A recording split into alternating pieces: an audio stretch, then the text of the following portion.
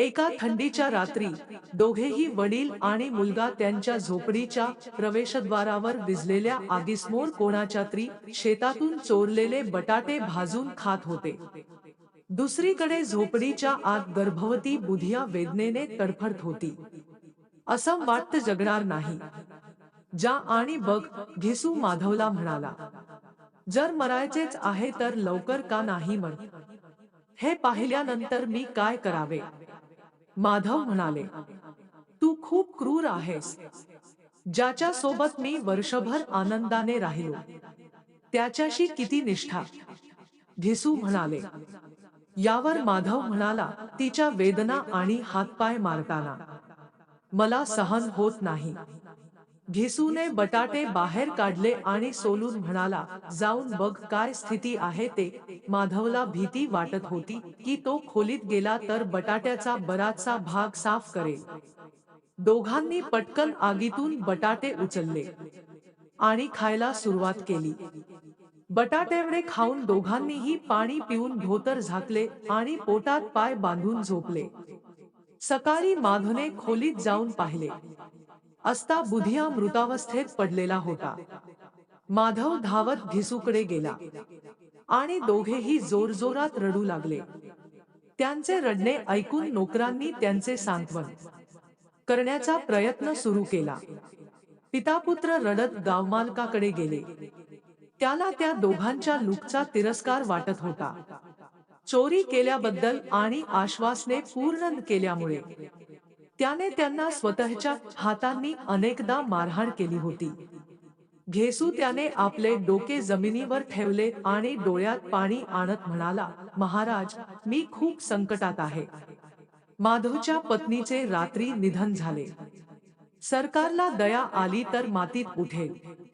तुम्ही बोलावूनही येत नाही, पण आज जेव्हा जेव्हा गरज पडेल तेव्हा तुम्ही येऊन मला खुश करा. घरमालकाने चिडून 2 रुपये काढले आणि फेकून दिले. जमीनदाराने 2 रुपये देऊ केले तेव्हा गावातील सावकारांना नकार देण्याची हिम्मत कशी काय?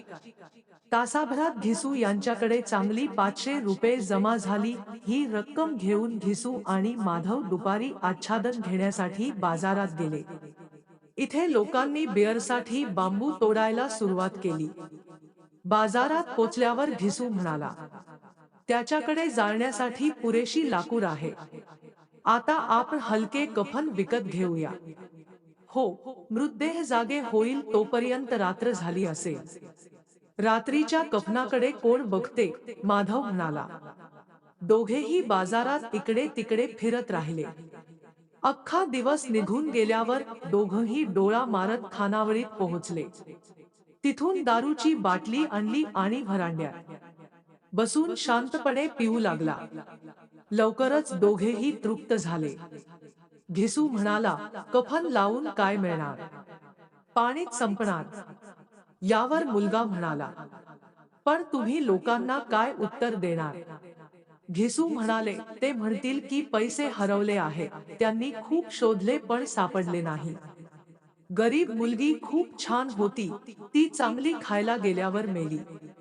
अर्ध्याहून अधिक बाटली प्यायल्यानंतर घिसूने दुकानातून 2 शेवपुऱ्या, चटणी, लोणचे आणि जिगर मागवले. 1.5 रुपये खर्च करून माधवने सामान आणले. आता फक्त थोडे पैसे शिल्लक होते. ना शरीराची भीती होती, ना बदनामीची चिंता. या सर्व भावनांवर त्याने फार पूर्वीच विजय मिळवला होता. थोड्या वेळाने माधवच्या मनात शंका निर्माण झाली, आपणही एक ना एक दिवस तिथे जाऊच. जर लोकांनी आम्हाला विचारले की आम्ही कफन का दिले नाही तर ते काय म्हणतील? त्याला कफन सापडणार नाही हे तुला कसं कळलं? तुम्ही मला गाढव मानता का? सुनेला नक्कीच कफन मिळेल आणि खूप छान होईल. घिसू म्हणाले, कोण देणार? तुम्ही पैसे वाया घालवले. ती मला विचारेल, मी तिच्या मांगात सिंदूर लावला होता. कोण देणार का सांगत नाहीस? माधवने रडतच विचारलं. यावेळी ज्यांनी दिले तेच लोक देतील. पण यावेळी आम्हाला पैसे मिळणार नाहीत, घिसू यांनी स्पष्ट केले. हे दोघे पितापुत्र अजूनही आनंदाने चुटकी काढत होते. दोघींनी पोटभर जेवल्यावर माधने उरलेल्या पुरीचं ताट उचलून तिथं उभ्या असलेल्या एका भिकायाला दिलं.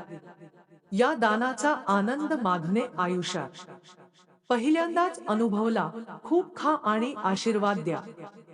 ज्याने पैसा कमावला तो मेला, पण तुमचे आशीर्वाद त्याच्यापर्यंत नक्कीच पोहोचतील. घेसू म्हणाला. अचानक माधव म्हणाला, त्या गरीब मुलीने आयुष्यात खूप त्रास सहन केला आहे. खूप त्रास सहन करून तिचा मृत्यू झाला. माधव डोळ्यावर हात ठेवून रडू लागला. घेसूला समजावले, का रडतोस बेटा?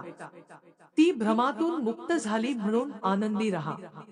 संलग्नतेचे बंधन इतक्या लवकर तोडण्यासाठी ती खूप भाग्यवान होती. मद्यपींची नजर त्यांच्यावर खेळली आणि दोघेही मद्यधुंद अवस्थेत तिथेच खाली पडले. आणि दुसऱ्या बाजूला गावक्यांनी कसा तरी गरीब बुधियाच्या मृतदेहावर अंत्यसंस्कार केले.